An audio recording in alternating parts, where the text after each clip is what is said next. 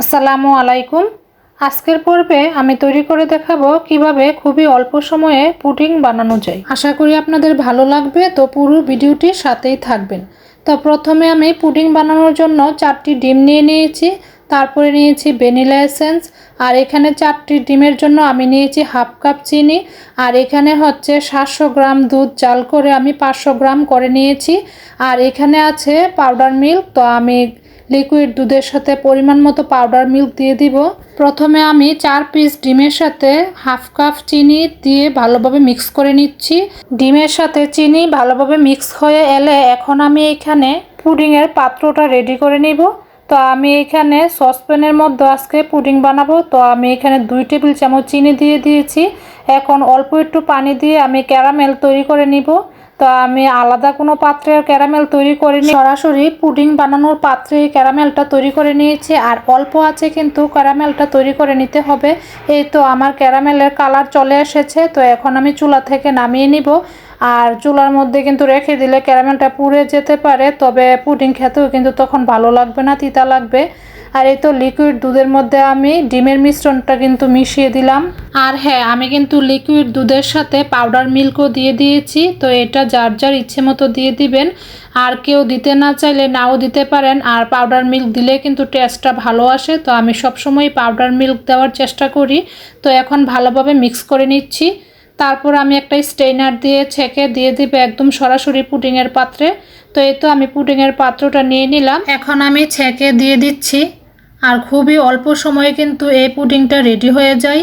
তো আমি তো প্রায় সময় বাসায় বানিয়ে নেই, মাত্র 40 থেকে 45 মিনিট সময় লাগবে পুডিংটা এখন হতে। তো স্ট্রেনারের মধ্যে জমে থাকা অবশিষ্ট অংশটা আমি ফেলে দিব। এইভাবে স্ট্রেনার দিয়ে ছেঁকে দিলে হয় কি, পুডিংয়ের ভিতরে ছিদ্র ছিদ্র হয় না।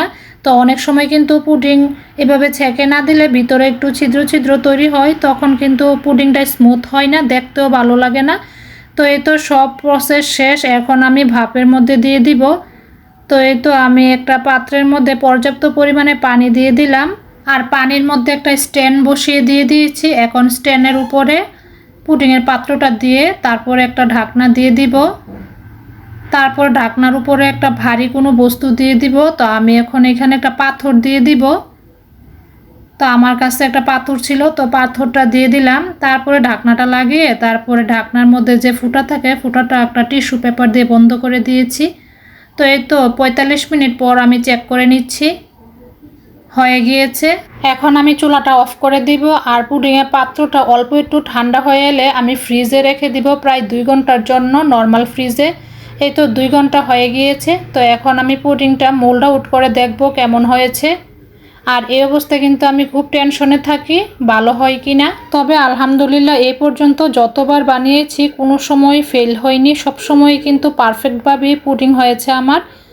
তো এই তো খুবই সুন্দর হয়েছে। তো এখন আমি কেটে নিব পুডিংটা। আমার রেসিপিটা ফলো করে কিন্তু আপনারাও এরকম পারফেক্টভাবে পুডিং তৈরি করে নিতে পারেন, ইনশাল্লাহ ভালো হবে। আর এই যে দেখেন কতটা সুন্দর হয়েছে পুডিংটা। এখন কেটে পিস করে নিব। তো মাত্র 4টি ডিম দিয়ে কিন্তু আমি খুবই অল্প সময়ে এই পুডিংটা তৈরি করে নিয়েছি। আর হ্যাঁ, আমি কিন্তু লিকুইড দুধের সাথে কয়েক ফোঁটা ভ্যানিলা এসেন্সও দিয়ে দিয়েছি, যাতে ডিমের কাঁচা দুর্গন্ধটা চলে যায়। তো আপনাদের হাতের কাছে ভ্যানিলা এসেন্স না থাকলেও আপনারা কিন্তু এলাচির গুঁড়াও দিয়ে দিতে পারেন অল্প করে। তো পুডিং কাটা হয়ে গিয়েছে, খুবই সুন্দর হয়েছে, আর খেতেও কিন্তু বেশ মজা হয়েছিল। তো আজকের রেসিপিটা কেমন লেগেছে কমেন্ট করে জানাবেন। তো সবাই ভালো থাকবেন, আল্লাহ হাফেজ।